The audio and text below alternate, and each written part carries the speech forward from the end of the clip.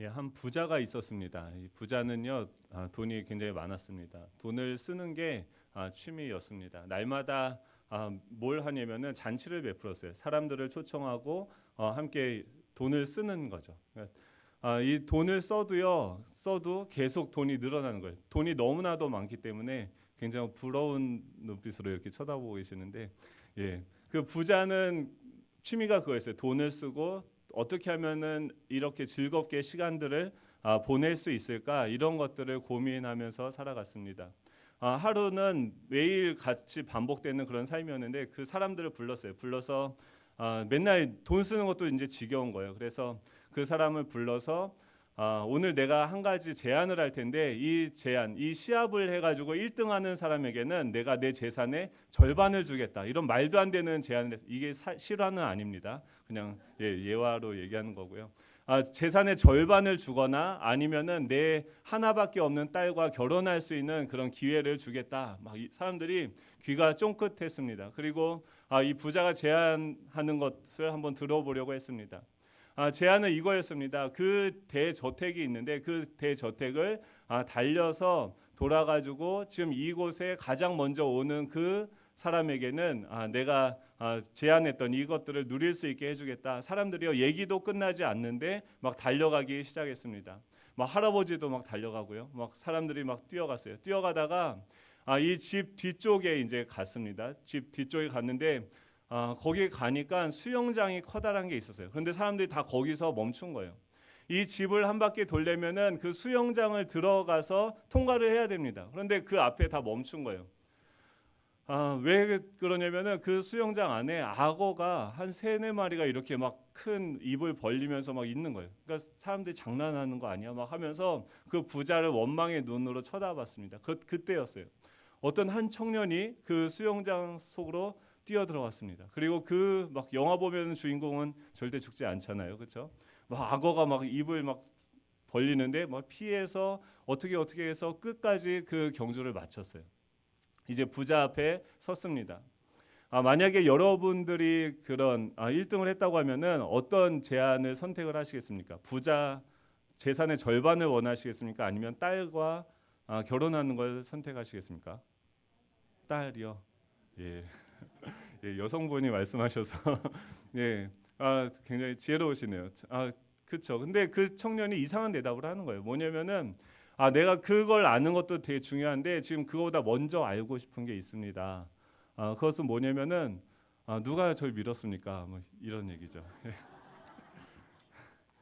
예, 죄송합니다. 예, 수준이 굉장히 높으시네요. 제가 항상 이렇게 설교 처음 할 때 이 얘기를 하면은 그 청중들의 반응이 있어요. 그래서 이해를 하고 웃으시는 거 보니까 감사합니다. 왜 이런 썰렁한 얘기로 이야기를 시작하냐면 우리 삶이 그런 것 같습니다. 그러니까 어느 날 눈을 떠보니까 저도 제가 원해서 태어나지 않았어요. 태어났어요, 그냥. 태어나서 보니까 우리 부모님이 사랑을 한 건데 저는 이 세상에 그냥 던져진 거죠. 애굽에 살고 있던 이스라엘 백성들이 그랬어요. 나는 왜 태어났을까? 말로는 그런 거. 부모님이 너는 하나님의 백성이야. 너를 하나님께서 선택하셨어. 우리는 이스라엘 백성으로 불리우는 존재들이야. 이런 얘기를 듣는데 현실은 어떻습니까? 애굽인 거예요. 바로가 나를 지배하고 있고 그 폭력과 어떤 그런 억압들을 경험하면서 자신이 원치 않는 그런 삶을 그 이스라엘 백성들은요 자신의 땅을 잃어버리고 그 애굽에서 노예가 되어서 살아가고 있었어요. 어느 날 모세라는 사람이 와서 그들에게 하나님이 너희를 구원할 거야. 와, 복음이 들렸어요. 그리고 그 복음을 듣고 문설주에 그 피를 바르고 출애굽을 했습니다. 구원을 받았습니다. 구원을 받으면요 뭔가 다른 삶이 펼쳐질 줄 알았습니다. 근데 그들을 기다리고 있는 것은 무엇이었습니까? 광야였어요.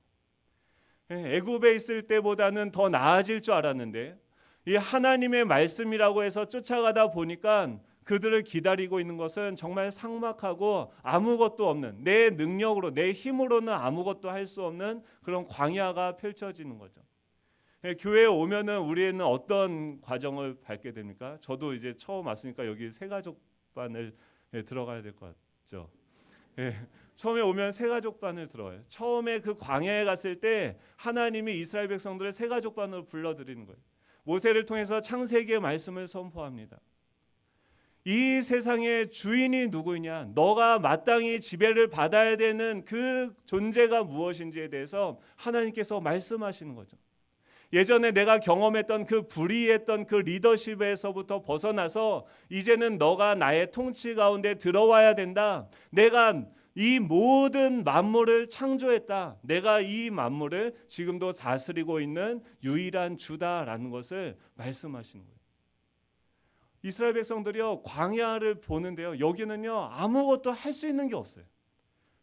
근데 그 속에서 생존을 해야 되잖아요. 먹고 살아야 되잖아요. 그런데 자신이 애굽에서 생각하던 그 논리로는 절대 살아갈 수 없는데 거기서 살아가는 것을, 그런 기적들을 경험하게 되어져요. 왜요? 자신의 새로운 주인이신 하나님으로 말미암아서. 그분이 나와 함께하고 계시니까 내 생각으로는 살아낼 수 없는 삶인데 하나님께서 살아가도록 하는 것들을 경험하게 되어지는 거죠. 먼저 이 과정을 통과했어요. 내 주인이 누구인가. 두 번째 뭘 이야기합니까? 출애굽기예요. 너가 어떻게 구원을 받았는가? 전에는 정신없이 그냥 나왔어요. 그냥 홍해가 막 있고 옆에 뭐가 있는데 그 바로의 말탄 병거들이 그냥 물에 수장되는 걸 그냥 봤는데 어떻게 이런 일이 가능했는가? 보니까 하나님의 약속이 있었고 그 약속을 신실하게 이루어 가시는 이 하나님의 구원의 역사하심이 있었던 거죠. 어떻게 내가 구원을 받았는가? 확신반을 이스라엘 백성들은 지나왔죠. 그리고 오늘 우리가 보는 게 무엇입니까? 레위기죠. 하나님을 주인으로 모시고 이 구원을 경험한 우리 하나님의 택한 그 백성들은 이제 어떻게 살아가야 됩니까? 이제 하나님께서는요 그들 가운데, 지금 광야에 있는 이 사람들 가운데 성소를 세웁니다. 하나님이 그들과 함께하고 있다는 것을 보이지 않으니까 보이는 성소로서 그들 중앙에 두시면서 하나님이 내가 너와 함께하고 있고 너희가 내 백성이 된다고 하면 이제는 새로운 그 사회, 새로운 질서 가운데로 이제는 이 이스라엘 백성들의 그 마음속에 새로운 질서들을 세워가시는 일들을 하게 되어지죠. 그게 무엇입니까? 제자반, 이제 레위기 하는 거예요. 어떻게 하나님을 만나는가? 큐티를 배워요. 어떻게 하나님과 함께하는가? 하나님이 가면요 아주 단순해요. 하나님이 가면 가고 하나님 멈추면 멈추는 거예요. 하나님이 거룩하니까, 예전에는 성공하고 생존이 삶의 목적이었습니다. 근데 이제는 무엇입니까? 내가 거룩하니 너희도 거룩하라. 거룩이 목적이 되어지는 거예요. 이 말씀으로, 이 거룩으로 하나님이 나를 더 주님을 닮아가게 하는 그 하나님의 일하심을 통해서 이제 내 삶을 재해석하는 일이 이스라엘 백성들 가운데, 또 우리 예수향남교회, 우리 지금 이 레위기를 읽어가는 저희들 가운데 지금 하나님께서 일하고 계시는 거죠. 하나님은요 지금 살아계십니다. 하나님은 우리 가운데 여전히 다스리고 계세요. 그리고 우리의 삶을 인도하고 계시죠. 그 하나님이 지금 무엇을 하고 계시는가? 우리는 이 말씀 가운데 겸손하게 서서 그 하나님의 일하심을 보게 되어지는 것이죠. 이스라엘 백성들은 왜 이런 것들이, 지금 이 광야는요 내가 할 수 없는 것을 경험하는 시간이에요. 이 광야는요 그냥 이 하나님께서 모든 만물의 주인이시다라는 것을 경험하는 시간입니다. 이 광야는요 이 육신으로는 이 애굽의 지배에서 물리적으로는 벗어났습니다.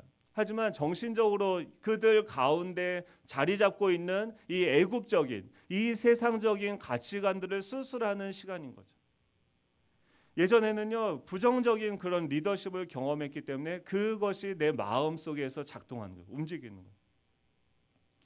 그리고 그것에 근거해서 어떤 것을 사고하고 유추해서 어떤 일들을 행하는 것이죠. 우리가 아무것도 할 수 없음을 경험하면서 그런 모든 우리의 이전의 그 사고 방식들을 하나님은 다 허물어뜨리시고 또 새로운 질서 가운데 우리를 인도하시는 줄 믿으시기 바랍니다. 이제 레위기가 거의 막바지에 다다랐습니다. 레위기 26장이죠. 오늘 말씀은요 되게 좋은 말씀이죠. 예. 예, 부임 설교로 이런 본문이 저에게 올 줄 몰랐습니다. 너무 감사했어요. 하나님한테 하나님 절 정말 사랑하시는구나. 네, 경험할 수 있는 시간이었습니다. 오늘 26장은요. 그 중에서도 오늘 본문은 그 하나님께서 이 이스라엘 백성들이 다 모였어요. 모여서 레위기 어떻게 성막을 짓고 하나님과 어떻게 교제를 하고 또 그들의 사회 속에서 어떤 질서들이 세워져야 되는지, 사람과의 관계, 또 나 자신과의 어떤 관계, 예배를 드리면서 경험을 하는 거죠. 내 자신이 어떤 존재인지, 이 동물에게 안수를 하면서 내가 죽어야 되는 존재구나. 그리고 또 그 나를 살려주신 그 하나님의 용서하심을 경험하며 내 이웃과의 관계를 우리는 경험하는 거죠. 새로운 질서가 세워져 가는 거예요. 그리고 우리와 또 이 모든 피조 세계들 가운데 이 땅과 우리의 관계, 이런 모든 것들에 대해서 하나님께서는 희년과 또 어떤 그런 안식일, 이런 것들을 통해서 우리와 모든 피조 세계, 모든 만물들과의 관계를 재정립시키십니다.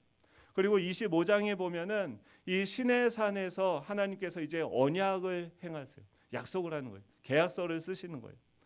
그리고 26장에서 뭐 합니까? 너희들이 내 말을 청종하면 내가 너희들에게 복을 주겠다. 즉 하나님이 지금 모여 있는 그 이스라엘 백성들에게 약속을 하는 내용이에요.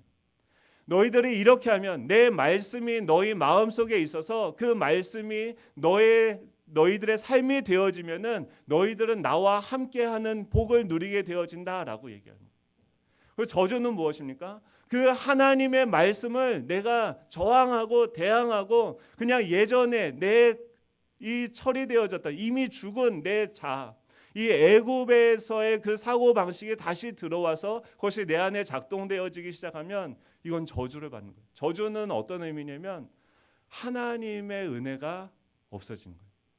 하나님을 인정하고 하나님이 내 안에서 역사하시도록 내가 내 자신을 내어드려야 되는데 누가 일합니까? 내가 일하는 거예요. 뭐가 없어져요? 하나님의 일하심이 없어져요. 하나님의 결핍을 우리는 경험하게 되어지는 거죠. 그것이 저주예요. 그 저주를요 아주 친절하게 1단계 너희들이 청종하지 아니하면 1단계를 얘기하고요. 14절부터 17절까지는 질병이 오고 기근이 오고 전쟁에서 패하게 되어집니다. 2단계는 가뭄이 일고요. 흉년이 일고, 지금 이렇게 하나님이 하나씩 너희들이 단계별로 이런 내 말이 너희 가운데 움직이지 않을 때 너희들은 이런 것들을 경험하게 되어질 것이야. 하나님의 부재에 대한 어떤 결과를 경험하게 될 것을 하나씩 설명을 해주는데, 오늘 읽었던 본문은 그 중에서도 마지막 경우예요. 앞에 4번이나 4단계나 너희들이 청종하지 아니하면, 나에게 대항하면 내가 진노하고 너희들한테 이런 벌을 주겠다, 이런 얘기를 하셨는데 그 중에서도 최악, 이게 오늘 저에게 주어진 말씀입니다. 마지막은 어떻게 되냐면 전쟁에 패배하고 모든 것을 다 잃고 포로로 끌려간다. 하나님이 그 애굽에서 우리를 건져냈어요. 거기에 노예되었던 우리를 구원해 주시고 건져냈습니다. 그런데 우리가 계속해서 그것을 다시금 사모하며 그 방식을 계속 쫓아간다고 하면 결국 어떻게 됩니까? 다시 이스라엘 백성들이 어떻게 됐어요? 다시 바벨론의 포로로 끌려가는 거죠. 이미 구원을 경험했는데 다시 세상의 포로가 되어지는 거예요. 오늘 우리에게 이 본문을 통해서 3가지로 나눠서 한번 살펴보기 원하는데요. 첫 번째는 사연이 아니라 역사가 우리 안에서 작동해야 된다는 거예요. 사연이 있으십니까? 여러분 사연, 제가 어떻게 보이세요? 사연 많은 남자로 보이세요? 사연이 없는 사람으로 보이십니까? 담임 목사님 기도를 많이 하시는 것 같아요. 죄송합니다. 이 사연은 뭐냐면 되게 당황스러운데요. 이 청종하지 아니하고라고 해요. 26장 지금 27절이죠. 한번 보면은 너희가 이같이 될지라도 내게 청종하지 아니하고 내게 대항할진대라고 얘기해요. 여기서 청종하다, 청종하지 않는 거예요. 지금 이 사람들이 어려움을 겪는 이유는 한 가지입니다. 청종하지 않는 거예요. 하나님의 말씀을 듣지 않는 거예요. 청종하다는 것은 샤마, 듣는다라는 거예요. 하나님의 말씀을 주의 깊게 듣고 그것이 내 생각을 지배하고 그것이 나의 행동으로 나타나야 되는데, 그래서 하나님이 나의 삶을 통해서 일하심을 경험해야 되는데 그분의 음성을 듣지 않으니까 이들은 하나님의 부재를 경험하게 되어지는 거죠. 그럼 이것이 어떤 그 중립적인 상태가 아니라 하나님의 말씀을 듣지 않는다고 하면 이 상황은 어떤 중립적인 그냥 진공의 상태가 아니라 이들은 다른 어떤 것을 듣고 있다라는 거예요. 사연을 얘기했는데요. 우리는 살면서 사연은 뭐냐면요, 말로써, 스토리로서 풀어낼 수 없는 그런 일을 이야기합니다. 제 사연은 얘기 안 할게요. 네, 그 어떤 사건이 저한테 왔는데 그것을 제가 자유롭게 말로 풀어서 이야기할 수 있다고 하면 이거는 스토리가 되는 거예요. 이야기가 되는 거예요. 근데 어떤 일을 경험을 했습니다. 그런데 그것을 말로 풀어서 남에게 전할 수 없고 내 가슴 속에 그냥 가만히 두면 이건 뭐예요? 사연이에요. 이스라엘 백성들에게는 사연이 있었어요. 그건 뭐냐면은 불의한 리더십을 경험했던 그런 기억이죠. 애굽에서 바로는 어떤 식으로 이들을 대했습니까? 이들을요 핍박했어요. 두려움을 줬어요. 이 예전에 이 사람들이 움직였던 어떤 동기는 무엇이었냐면 사망에 대한 두려움이었습니다. 공포였습니다. 내가 이것을 하지 않으면 난 죽을 거야 라고 생각하는 그 마음의 동기가 그 불의한 리더십으로 말미암아서 그들은 모든 노동력들을 착취당하면서 이용을 당했었죠.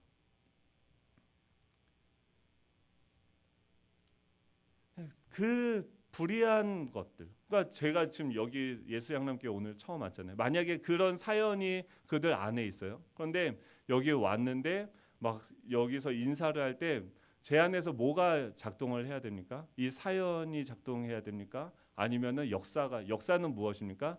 히스토리죠. 그 사연 많던 이스라엘 백성들 가운데서 하나님께서 어떤 일을 하셨어요? 네, 그들 구원하셨어요. 그리고 그들에게 출애굽기, 창세기 막 이런 것들을 말씀해 주셨나요? 얘네들이 잘한 건 없었어요. 하나님을 원망했고 애굽에서 그냥 머무르고 있었어요. 다시 그 하나님의 약속된 땅으로 갔어야 되는데 애굽이 조사오니 거기서 있었어요. 그러다 보니까 그게 대를 이어서 가다 보니까 노예가 되어진 거죠. 그들이 잘한 건 없었어요. 그들은 있어서는 안 되는 그 자리에서 머무르고 있었죠. 불의를 경험하면서 노예가 되어서 이 세상의 포로가 되어서 두려워서 살아가고 있었어요. 그들이 선택한 결과였었고 그것은 잘못된 거였죠. 그런데 그런 그들에게 하나님은 어떤 것을 경험하게 하셨습니까? 선을 경험하게 하셨어요. 무조건적인 선. 그 마치 요셉을 그 형들이 막 죽입니다. 창세기의 결론이 무엇입니까? 이스라엘 백성 그 자신의 형들이 나를 죽이려고 해요. 근데 요셉이 나중에 뭘 경험하냐면 뭐라고 얘기하냐면 하나님께서 당신들의 그 악을 선으로 바꾸셔서 구원의 역사를 이루었다는 거예요. 우리는요 하나님을 죽여요. 하나님을 필요 없다라고 얘기를 해요. 아들 예수 그리스도를 이 땅에 보내셨는데 그를 십자가에 죽였어요. 이 십자가는 최악을, 인간의 그 가장 악함을 보여주는 그 자리인 거죠. 근데 그곳에서 하나님은 무엇을 보여주세요? 최선을 보여주시는 거죠. 자신의 아들을 죽인 그 사건을 통해서 모든 인류를 구원하시고 용서하시는 일을 우리에게 보여주시는 거죠. 이 하나님의 사랑이, 하나님의 역사가 우리 안에서 실존하고 실제가 돼야 되는 거죠. 그것이 작동을 해야 되는 거죠. 근데 만약에 제가 막 여기 왔어요. 제가 키가 크고 전에 있었던 어쨌든 좀 썰렁해요. 보시면 알죠. 개그도 막 아재 개그, 다행히도 요새는 좀 아재 개그가 처리됐어요. 저는 20년 넘게 계속 외길을 왔지만 사람들이 막 절 떠나가고 막 이런 것들을 경험했지만 지금 때가 됐습니다. 아재 개그를 해도 사람들이 이제는 웃어줘요. 전에는 정말 핍박이 심했어요. 근데 이런 고민하는 거죠. 그런 어떤 제 안에 그런 거절 감정이 있는 거죠. 왜 아재 개그를 사람들이 합니까? 대화하는 법을 모르는 거예요. 저 사람이 어떤 이야기를 하면요, 그 대화라는 건 뭐예요? 그것을 받고 내 이야기를 해야 되는데 그 이야기라는 게 아니라 그 사람이 이야기하면 거기서 그냥 나와 상관없이 재미있을 만한 몇 개 단어를 가지고 언어 유희를 해요. 그러면서 그 말 속에서 그 아재 개그를 통해서 어떻게 합니까? 자기를 숨기는 거죠. 자기를 보여주지 않는 거죠. 왜 제가 그런 썰렁한 삶이 되었을까? 제 안에 어떤 그런 저를 보여주고 싶지 않은 그런 열등감과 이런 것들이 있었던 거죠. 그것이 저의 어떤 사연이라고 하면 예전에 제가 경험했던 어떤 그런 상처라고 한다면 그 관점으로 이 거절 감정의 관점이 내 안에서 작동해서 여기 온다고 하면 여러분들이 저를 쳐다보는데 어떤 마음이 제 안에 있을까요? 황폐한 일이 일어나요. 여기서 얘기하는 하나님의 부재를 경험하게 되어지는 거죠. 이 5단계의 저주를 저는 제 내면 속에서 경험하게 되어집니다.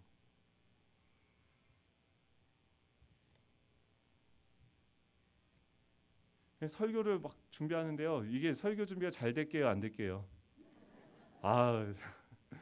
왜 웃으세요? 되게 잘 되지 않았어요. 그래서 집에서 막 또 이게 뭐 처음 이렇게 여러분들 만나는 시간이잖아요. 잘하고 싶을까요? 죽을 드리고 싶을까요? 아니면 이렇게 한정식을 드리고 싶을까요? 좋은 걸 드리고 싶어요. 그래서 막 집에서 막 준비를 하는데 그렇죠. 저희 아들이 3명 있어요. 예. 집안이 정말 하나님을 만나기 되게 좋은 곳이에요. 예. 애들이 막 떠들고 막 난리 치는 거죠. 막 그러면은 어떻게 해요? 예. 오늘 본문 보니까 그 사연이 계속 작동하니까 어떻게 됩니까? 그렇죠. 29절. 너희가 아들의 살을 먹을 것이요. 아들만 셋인데 너희가 아들의 살을 먹을 것이요. 제가 막 저는 빨리 설교를 잘해야 되고 뭔가를 보여줘야 되는 그런 압박감이 내 안에서 작동을 하는 거예요. 근데 그러다 애들이 막 와서 아빠 사랑해요 하면서 아빠 뭐해요? 오랜만에 집에 있네 막 이러는데 막 좀 가지 저쪽 방으로 가지 나가서 놀지 막 이러다가 나중에 와 나가라고 했잖아 막 이런 일이 있었을까요? 없었을까요? 예, 감사합니다. 그랬어요. 그러니까 이런 게 있는 거예요. 내 열심으로 뭔가를 하는데 결과는 뭐예요? 자녀의 살을 먹는 거예요. 왜 그렇습니까? 내 안에 역사가 일하는 게 아니라 사연이 일하는 거예요. 이 애굽에서는요 계속 경쟁하고 생존을 위해서 두려워하면서 뭔가를 움직이는 거예요. 그것을 이제는 내려놓고 하나님이 안식 가운데 들어가라는 거예요. 안 쉬어도 된다. 너희들 가만히 있어도 된다. 안식일날 성회로 모여라. 왜요? 하나님이 일하시는 것을 내가 지금 여기 있게 된 원인은 결과는 나에게 있는 것이 아니라 원인이 나에게 있는 것이 아니라 지금 나와 함께하고 계신 그 하나님한테 있다는 거예요. 과거에 하나님이 나에게 주셨던 그 은혜를 근거로 해서 우리의 미래를 바라볼 수 있게 되어지는 거죠. 우리는 감히 이런 불완전한 존재이지만 미래를 희망할 수 있는 기대할 수 있는 그런 존재가 되어진 거죠. 왜요? 하나님이 우리와 함께하고 계시니까. 안식일을 왜 지켜야 됩니까? 왜 성회로 모여야 됩니까? 왜 절기를 지켜요? 하나님이 일하신 것을 다시금 리마인드하라는 거예요. 하나님이 이렇게 일하셔서 너희들이 지금 이것을 누리게 된 거야. 이 가나안 땅은 너희들의 수고와 너희들의 열심 때문에 얻게 되어진 땅이 아니야. 하나님이 우리에게 선물로 주셨어. 그것을 믿으니까 어떻게 해요? 쉴 수 있는 거죠. 첫 번째는요. 사연이 아니라 역사, 하나님의 역사, 히스토리. 하나님의 이야기가 우리 안에서 작동되어져요. 그래서 계속 하나님이 이렇게 이야기하는 거예요. 내가 너를 통해서 일하는 거야. 너희들 내가 없으면은 죽을 거야. 너희들은 또 예전의 삶으로 돌아갈 거야. 예전보다 더 힘든 삶으로 가게 되어질 거야. 하나님이 5번이나 이렇게 경고를 하는 것이죠. 여러분 안에는 지금 무엇이 작동하고 있습니까? 여러분들이 남편과 또 아내와 여러분들의 자녀와 어떤 관계를 맺죠. 물질과 또 이런 모든 일들과 사람들과 함께 일하는 어떤 그런 일을 하는 그 사역 속에서 여러분들의 마음속을 지배하고 있는 것은 무엇입니까? 사연이 아니라 역사가 작동을 해야 되는 거죠. 하나님이 지금도 일하고 계심을 믿으시기 바랍니다. 이 하나님이요, 홍해를 가르신 분이세요. 아무것도 없는데 메추라기와 만나를 주신 분이세요. 이 하나님이 좀 이렇게 요새는 좀 변질되셨을까요? 아니요. 하나님은 여전하세요. 뭐가 바뀌었어요? 저희가 바뀌었어요. 두 번째로 이 사연이 작동하는 것을 깨달았을 때 어떻게 해야 됩니까? 멈춰야 돼요. 우리는요, 세상은 어떻게 해야 됩니까? 생각하지 말고 무조건 열심히 달려가라고 얘기해요. 최선을 다하라고 얘기해요. 그래야지. 지금도 막 사람들이 얼마나 분주합니까? 마음이 바쁩니까? 근데 그 속에서 우리는 지금 이 하나님이 우리에게 말씀해 주신 이 불순종에 따르는 불순종했을 때, 하나님의 말씀을 청종하지 않았을 때 나타나는 증상들, 이 5단계들을 보면서 무엇을 경험합니까? 내가 멈춰야 되는구나. 하나님이 지금 나한테 스톱하라고 하는구나. 하나님이 가라고 할 때가 있고요, 멈추라고 할 때가 있어요. 어제도 제가 아들한테 아들의 살을 막 잡아먹고 있더라고요. 실제로 먹은 건 아닙니다. 실제로 먹은 건 아니고 막 잘못한 게 없어요. 제가 봐도 그래요. 근데 제가 조급하고 제가 뭔가 불안하고 하니까 어느 순간에 이 사연이 움직이고 제 자아가 제 아들을 잡아먹고 있는 거예요. 제가 어떻게 했을까요? 다행히 이 말씀이 기억이 났어요. 이 말씀이 저를 멈추게 했어요. 내가 지금 자녀의 살을 먹는 게 이런 거였구나. 할렐루야, 감사합니다, 아멘 하면서 아들을 안고 기도를 해줬어요. 용서를 구했어요. 아빠가 지금 좀 긴장이 돼서 그래. 아들이 어떻게 합니까? 이해해. 저보다 나아요. 지금 이런 것들을요, 지금은요, 지금 레위기 시대를 우리가 살아가는 게 아니에요. 이 말씀이요, 이 이스라엘의 역사 가운데 그대로 이루어지는 것들을 우리는 이미 경험하고 보았죠. 열왕기하 6장에 보면은 사마리아 성에 포위된 상태에서 지금 그 전쟁이 일어나고요. 계속해서 이 사연이 움직이니까 애굽과 바벨론의 이 세상의 싸움에 우리가 휩쓸리게 되는 거예요. 거기서 이미 자유하게 되어졌는데 이 하나님이라는 그 울타리가, 그 하나님의 그 성곽이 우리를 보호하고 있는데 이것이 보여지지 않는 거죠. 그리고 다른 것을, 애굽을 의지하고 다시 바벨론을 의지할까 계산하기 시작하면서 그들의 전쟁의 소용돌이에 우리가 휘말리게 되어지는 거죠. 그리고 결국은 어떻게 됩니까? 정말 그 사마리아의 성에 포위된 상태에서 두 여인이 이런 자녀들을 잡아먹는 끔찍한 일을 경험하게 된 것을 우리는 성경을 통해서 볼 수 있는 거죠. 다시는 이런 일들이 우리 가운데 일어나면 안 되는 거예요.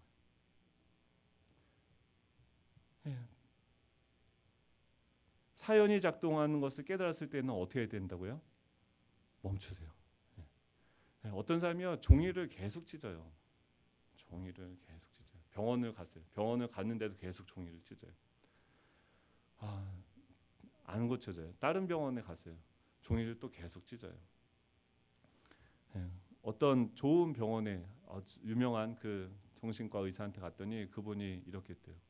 종이 찢지 마. 그랬더니 그 사람이 그다음부터 안 찢었대요. 그냥 멈추면 돼요. 그냥 깨달으면요, 그냥 순종하면 돼요. 이걸 뭐 내가 어떻게 멈춰야 되는가 막 또 고민하고 막 이러다 보면 또 막 이런 나의 경험과 나의 어떤 방법들이 나오는 거죠. 어떻게 해야 됩니까? 멈추면 돼요. 그냥 그것을 깨닫게 한 자리에서 자신 있는 모습 그대로 나아가는 거죠. 여기서 보면은 그 우상을 숭배하던 하나님이요, 이 어떤 관계를 통해서 우리의 모습을 점검하게 됩니까? 자녀와의 관계에서.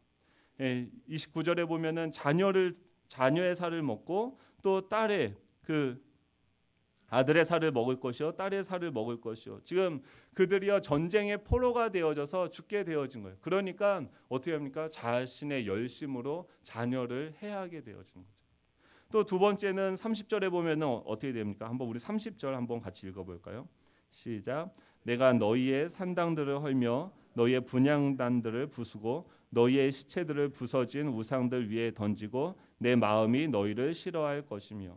예, 두 번째로는 어떤 거에 타락이 옵니까? 어떤 거에 파괴가 와요? 예배의 파괴가 오는 거예요. 지금 이 사람들이요, 예배를 어디서 드립니까? 산당, 모든 성읍과 성소가 파괴되어서 이스라엘 백성들은 더 이상 하나님께 예배를 드리며 드리지 못하게 해요. 이스라엘 백성들이 우상 숭배하던 그 산당과 분향단은 파괴되고 우상 숭배하던 사람들의 시체로 가득 차게 하는 거예요. 지금 하나님이 일을 안 하시는 게 아니고요. 하나님이 일을 하시는데 무엇을 하냐면 지금 이 사람들이 성소에서 기도하는 거, 분향단은 뭐 하는 거예요? 나의 그 소원과 나의 어떤 간구를 하나님께 정성스럽게 올려드리는 거예요. 그 일이 예배당에서 이루어지고 있는데 하나님이 철저하게 그들의 기도 제목들을 짓밟으시며 다 멸해 버리시는 거예요. 그리고 그들이 예배하는 그 장소를 파괴하시는 거죠. 사실 이들은요, 잘못된 장소에서 잘못된 동기로 잘못된 방법으로 하나님을 예배하고 있었어요. 이 종교적인 열심이 없었던 적은 한 번도 없습니다. 근데 이때의 예배는요, 어떤 것이어야 되었냐면 예루살렘에서 하나님이 정하신 그 장소에서 하나님이 보내실 그 예수 그리스도, 지금 그 십자가가 세워질 그곳에서 예수 그리스도가 오실 그 장소를 기억하면서 모든 열방 가운데 흩어진 그 사람들이 그 예루살렘을 바라보면서 하나님이 보내실 그 대속제물이신 그 예수 그리스도를 바라보는, 오실 예수 그리스도를 바라보는 그런 예배가 드려져야 되는 거예요. 하나님이 정하신 그 장소에서 예배를 드려야 되는데 지금 이 사람들이 정치적인 이유 때문에 지금 나에게 어떤 유익이 나에게 불리할까 봐 자신들의 편한 대로 자신들의 방법대로 자신이 원하는 장소에서 예배를 드렸어요. 그게 뭐예요? 산당이에요. 그들은요, 예배의 어떤 목적이 자신의 소원, 자신이 더 이 땅에서 성공하고 더 잘 되는 거예요. 그들에게 안식은 이미 사라진 지 오래요. 수많은 주변의 사람들과 경쟁하며 그 경쟁에서 우위를 얻는 것이 그들의 예배의 중심에 자리 잡고 있었다는 거예요. 이미 무엇입니까? 이미 애굽이 그들의 마음속에 들어온 거죠. 이미 바벨론이, 이 세상이 그들의 마음속에 들어온 거죠. 하나님은요, 그들을 회복하시는 방법으로 어떻게 하는 거예요? 그들의 예배를 파괴하시는 거예요.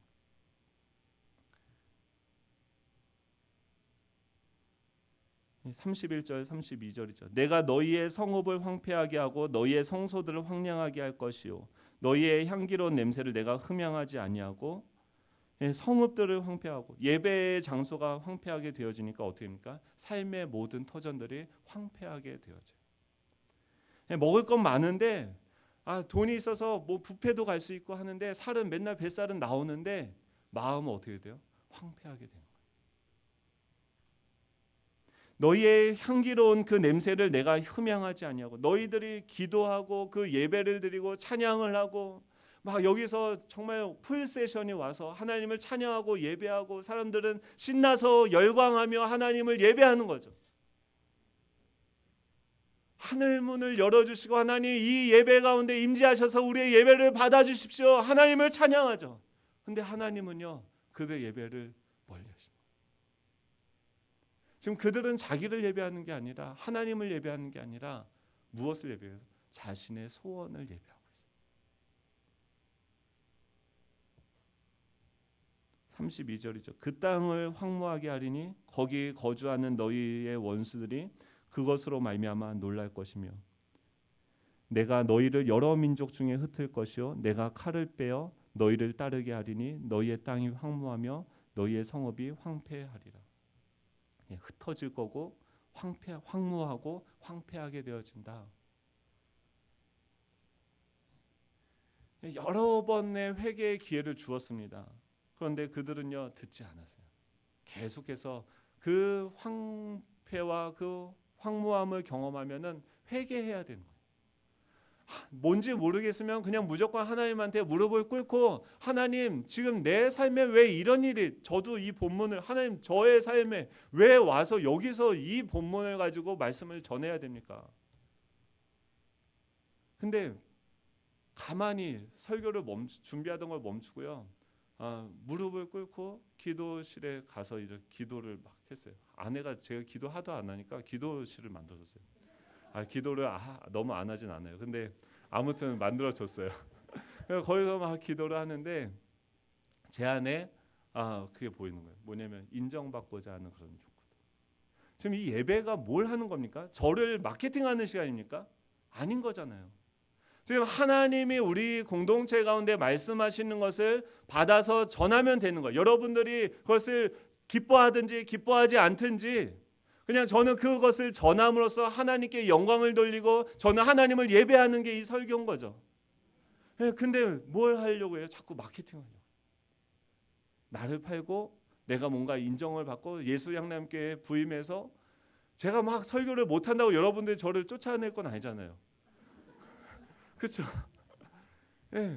근데 자꾸 그럴 것 같은 생각이 내 안에 움직이는 거죠. 근데 이거는 진리입니까? 비진리입니까? 아니, 비진리인 거죠. 사단은 계속해서 그런 식으로 우리 마음을 빼앗아 가는 거죠. 그리고 분주하게 만들고 뭔가 내가 일하도록 만드는 거죠. 거기서 멈췄어요. 그리고 그냥 말씀을 그냥 전했어요. 전하고 있습니다. 결국은 어떻게 됩니까? 끝까지 듣게 되어지지 않으면 포로로 가는 거예요. 어떤 존재가 되냐면 차라리 포로로 끌려가서 그 땅에 없는 게 낫는 그런 존재. 어제 저와 같은 경우는 차라리 집에 없는 게 나은 거예요. 애들한테. 그렇죠? 그런 존재. 그래서 그 땅이 어떻게 해요? 안식하게 되는 거죠.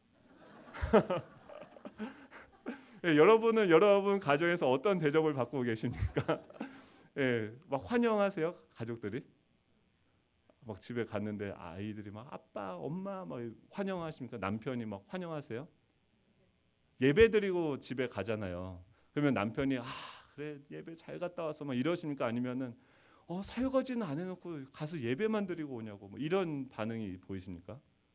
그런 반응이 온다고 하면 회개해야 되는 거예요. 그렇죠? 우리가 없는 게 차라리 낫는 그런 정말 우리의 존재가 그 정도로 떨어질 수 있다는 거죠. 언제요? 하나님의 말씀을 청종하지 않았을 때. 마지막으로는 이 잘못되었다는 것을 깨달았을 때는요. 어떻게 해야 됩니까? 그냥 폭삭 망해야 됩니다. 내가 잘못했구나. 내가 잘못된 것이 내 안에서 작동되고 있었구나. 그냥 그러면은 거기서 또 뭔가 대안을 만드는 거죠. 예전에 설교했던 거, 정말 처음 설교니까 죄송합니다. 제가 예전에 막 히터쳤던 그 설교문을 가지고 와서 설교를 하고 싶은 그런 유혹이 있었을까요, 없었을까요? 있었어요. 막 설교문을 또 파일을 막 뒤지면서 막 했었는데 아니다, 자폭해야겠다. 그게 어려워요. 잘못된 것을 깨달았을 때 그것을 인정하고선요 그냥 포로로 끌려가라는 거예요. 예레미야가 뭐라고요? 너희들 이 말씀에 근거해서 얘기하는 거예요. 너희들 지금 그렇게 되어졌는데 하나님이 너희들을 포로로 끌려가게 할 거야. 그냥 너희들이 거기서 자폭해. 그냥 포로로 끌려가. 하나님 나한테 말씀해 주세요. 그래 포로로 끌려가라. 네 아멘 하고 끌려가면 되잖아요. 근데 어떻게 해요? 그게 아니죠. 하나님 순종하겠습니다 말씀하는데 안에는 또 그런 거죠. 또 하나님이 자폭해라 그러면 다른 주님 계십니까? 막 하면서 찾는 거죠. 거기 누가 없습니까? 삼손이 참 좋은 우리에게 예를 보여줬다고 생각합니다. 삼손은요 하나님 모든 것을 다 허락하셨어요. 근데 마지막에 자신의 죄를 깨닫게 됩니다. 그리고 그가 그 블레셋의 포로가 되어서 그것을 돌리고 있을 때, 막 조롱을 당하고 있을 때, 그는 어떻게 됩니까? 자폭하죠. 하나님이 쉬게 하라 할 때는요, 그냥 감기 걸리면 어떻게 됩니까? 쉬면 돼요. 감기 걸린 상태에서 할 수 있는 일을 찾는 게 아니고요, 그냥 쉬면 돼요. 하나님이 스톱하게 하시면요, 그냥 스톱하면 돼요. 그런데 그때 어떤 일이 일어나니까 나는 멈췄는데 나는 자폭했는데 하나님의 역사가 시작이 되어지는 거예요. 이사야서 43장 말씀이죠.